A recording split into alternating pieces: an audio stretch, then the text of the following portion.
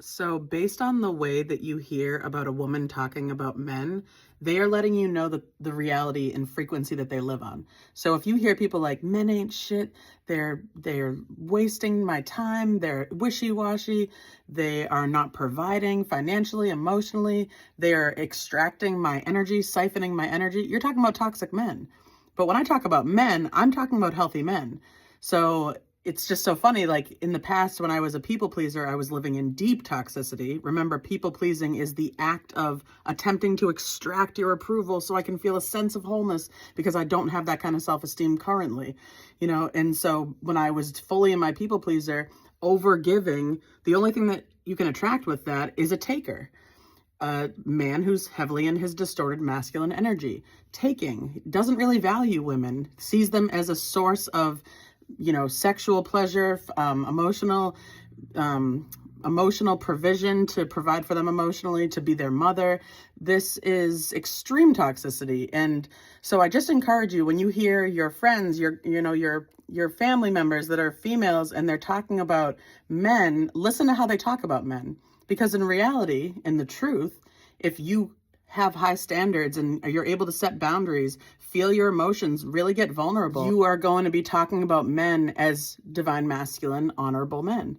And these men don't leech off of anyone. They're providing for you a grounded space for you to feel all the range of your emotions in front of them. They're providing financially for their homes. They're pouring their energy into their homes. You will not see healthy men pouring all of their energy outside the home, even if they're at the gym all day or doing different activities. That's not a man that's pouring his energy into the home, ever. Of course, it's healthy to have our outlets, our hobbies, have our friendships. But when you notice that men are pouring all of their energy outside the home and their wives are drained, these are not men that care about women. These are men that use women as slaves. And also, I encourage us to look at these in our friendships too. This is not just between men and women. And something that recently, I have rewatched the entire series of Friends. I hadn't been able to watch it since Matthew Perry died. I just really couldn't even bring myself to, and I'm really glad that I did this, especially around Christmas, because it really connected me to my brother, the times that we would watch it in the past. And of course, while watching it, I'm a different version of myself now watching this series, and I'm going, oh my God, no one ever leaned over and said, now see Joey and Chandler's relationship. This is extreme toxicity, even though they do have a lot of healthy qualities, which is why they are lovable characters.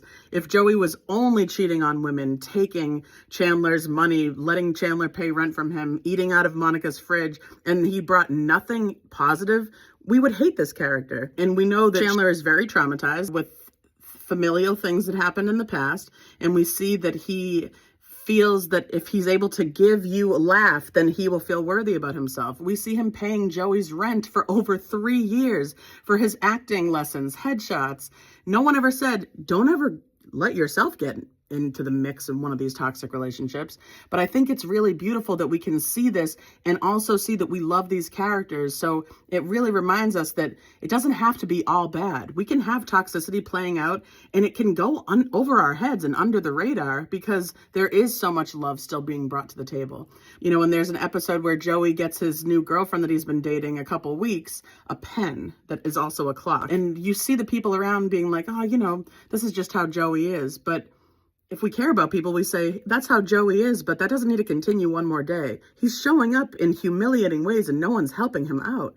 It's just absolutely crazy. And when I'm watching, I was thinking about all the friendships that I had where I would link up with takers who were siphoning, who were not participating, and reciprocation was not a thing. And I was overgiving. Of course, I felt resentful. I just think it's so important that we look at these relationships and how it's so often we find a people pleaser with a taker. So if you are anyone and you're noticing yourself often overgiving, you're going to find yourself with people that are leeching and takers and siphoning your energy, your love, your kindness, taking advantage of you.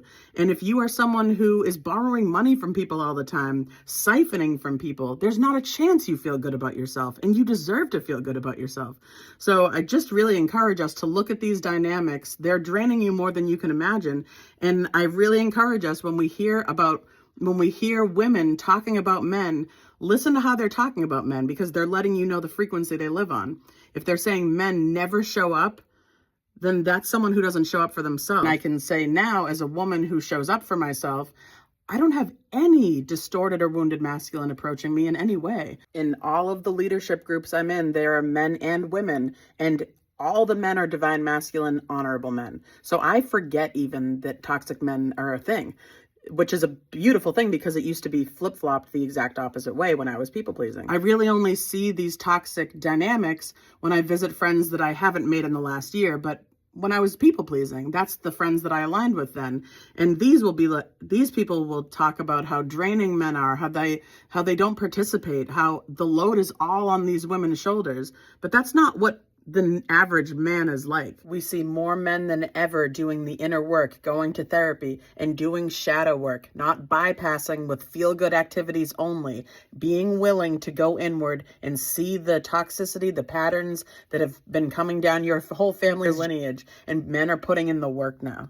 We now see that men are taking care of their kids, they're participating, because we can see how valuable it is to have a father, not just a body and a home. Society needs more high-effort fathers, and science proves just how powerful they are for children's brains, behavior, and future. Studies show that fathers who are actively involved and not just co-living have a positive impact on their children's social skills, behavior, and ability to learn new things. Studies show that high-effort fathers are associated with fewer behavioral problems and lower rates of adult addiction. A 2023 study of 17,000 children of high-effort fathers found that children whose fathers were highly involved from ages 1 to 3 showed significantly higher levels of school engagement and emotional well-being. They were also less likely to resist going to school at age 8. A meta-analysis shows that fathers high in sensitivity, meaning that they're responsive and emotionally attuned, have just as much impact on their child developing a secure attachment as mothers do.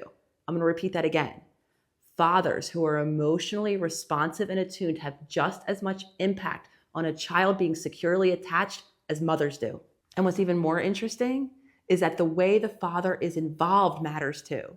A study of highly involved fathers that used harsh physical discipline resulted in children with more behavioral problems than children of highly involved fathers that did not use harsh physical discipline. Society teaches us that a father's role is to provide, and that's important, but fathers do so much more. A dad's presence shapes a child's brain, attachment style, and the way they relate to others as adults, just as profoundly as a mother's does. We can see how valuable it is to have a father, not just a body and a home, but really sitting down, not with electronics going, no, not with screens going, spending time with your sons and daughters in nature, teaching them by especially embodiment, not just speaking these lessons. They need to see a man that is a provider. He's patient, he's grounded, he takes care of his body, he's lifting weights. He's never letting his woman just be drained all the time. That's insane. That's a man that does not care about women. And you'll see that these men feel very ashamed of themselves, and they don't have to be. We can make some change here. And 2026 is rounding the corner. This can be the year that you go all in, gentlemen. This can be the year you go all in, ladies, and you raise your standards. And you never again are saying, you know how men are. When you say it, you're talking about honorable men. So just listen to what people are saying and ask them to self-reflect. These are the men that you're attracting, and we absolutely can make some change. Love you guys. Have a good night.